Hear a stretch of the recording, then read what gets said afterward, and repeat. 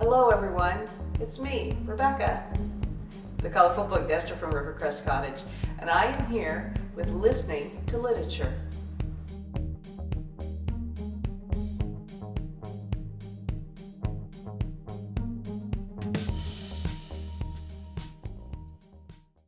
So this is something I've been thinking of doing for quite a while, and that's because I listen to a lot of audiobooks. And though there's a lot of reviews about books that people have listened to audiobooks, there's not always a discussion about what made that audiobook, be special perhaps, or why the audiobook version is such a great idea.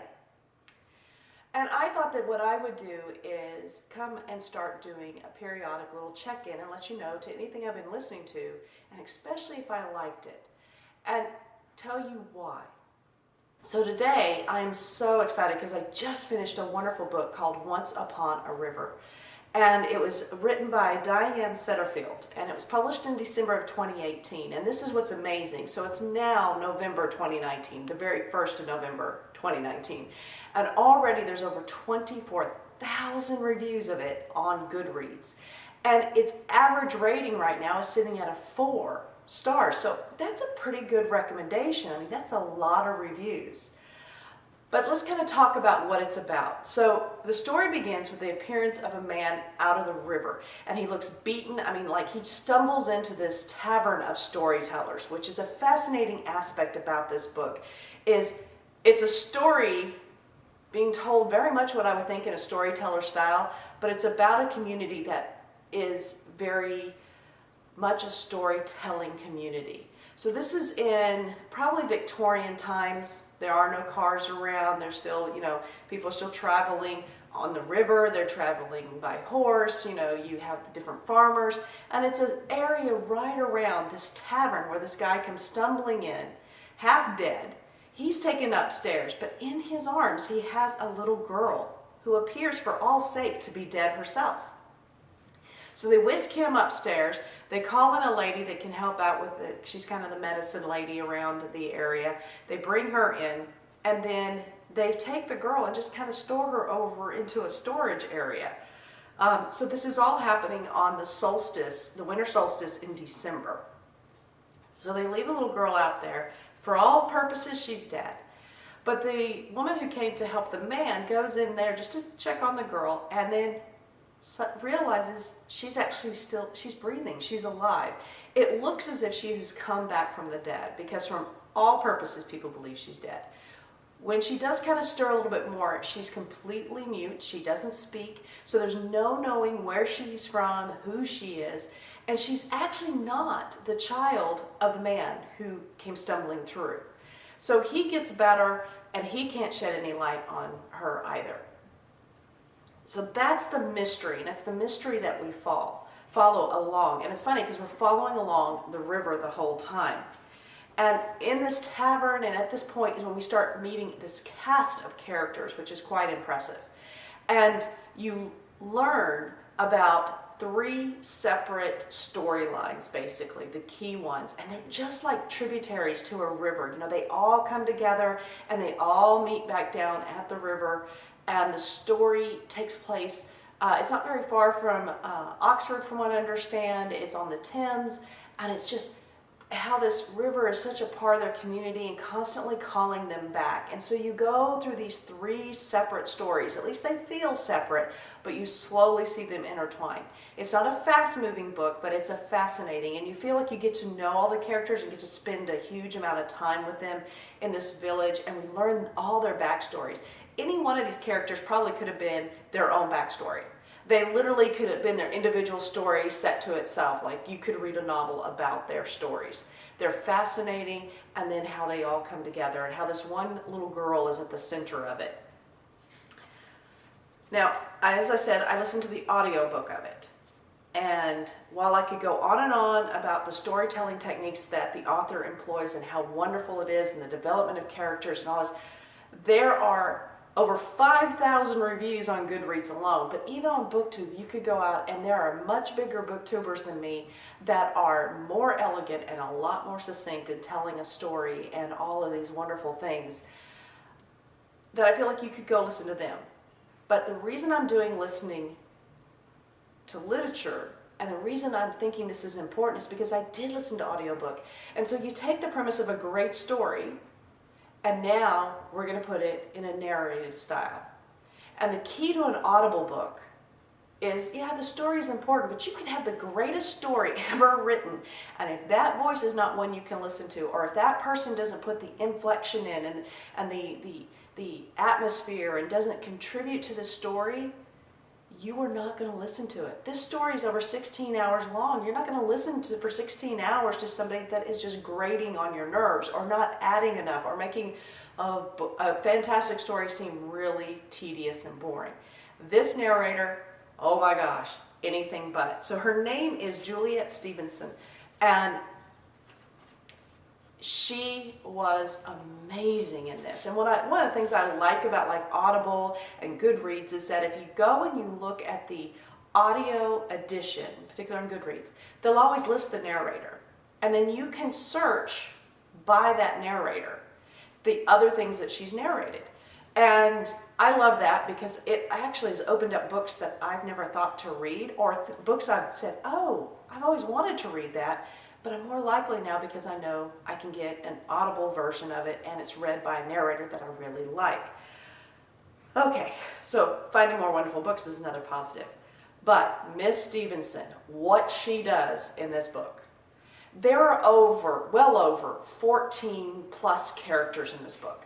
And they all have unique voices. They're all bringing a unique background. You know, how they articulate and speak would be reflective of their educational levels, where they were raised, even their exposure and experiences. And if you've ever been to England, and if you're from England, you know this, every little area and village has its own little unique dialect. And especially back in these times, because these people would not have traveled far from this area. And she does a beautiful job of coming up with so many different voices, but yet all of them using the same kind of dialect. And, you know, the words are written already by the author, but the personality to the voice was so distinct for each and every one and very appropriate. I didn't find any of them to be off in any way, consistent throughout the whole thing. But some of those characters came from very different backgrounds, and they would have had their dialect and their sound and the way their voice would have wrapped around words and how they would have been delivered would have been different. And there was enough of those differences in this as well. Then there wasn't just women in the book. So we have a woman narrator giving men voices. And I found them believable. In fact, I caught myself many times going, oh, wait a minute, this is a female narrator. But the male voices sounded authentic. And if that's not enough, there were a few of these characters who would have had much different education, like I said, so that changed it. But one of the characters who I think has spent a great deal of time around this area, but he would have had higher education. He also social status would have been higher, economic status higher, but he was originally from Australia. So you have this where you're listening, your ear picks it up. It goes, wait a minute, this guy sounds a little different. Not directly in my face different, but there's something a little different. And then I start listening, it's like, oh my gosh, that's an Australian accent. That's the how they would form those vowels and how they would form some of those words. And it's done so what appears to be effortlessly. It's done what appears to be so effortlessly. And that just amazes me that she was able to do this. So all those characters had such unique sound to themselves, and it didn't interrupt the story. It just added to the story. Her overall voice, there's a lot of dialogue in this. Most everything that's revealed to you is in a dialogue format, so it was a voice. But when she used what I consider her typical voice, it was appropriate, it was gothic, it was subdued and subtle, and it just really worked. So one of the reasons that I want to do this is to discuss the narration in really good stories. Now, if a story is horrible, there could be good narration that could really help with it when it's on Audible, but I'm not going to choose a story that's going to be controversial or a story that might have really low marks, you know, whenever I go to spend my money on an Audible. So the good news is, and that's something else, Audible, you know, for some might seem expensive. I think I've been a member for about 8-9 months and have not been disappointed. There's a lot about it. And maybe I'll do a whole video just on that. But you can also get it from your libraries, and you can get it downloaded on your phone because you can use their apps for it, and there's a lot of audiobooks available at your library. If possible, I highly recommend Once Upon a River. It is a wonderful beginning. If you have not listened to an Audible book or an audio, please, this is a fantastic one, and I think it'd be a great start. I've also noticed one of the things is that my overall auditory comprehension and listening stamina has really increased. It's helped me in other areas of my professional life as well, you know, those sitting through really long professional development days. But it has helped me a great deal be able to increase that stamina in a format that I just really love, and with the benefit of getting to read books. And in this case, since it's from Audible and I own the book, I can listen to it again. So this book, definitely on narration, 5 stars.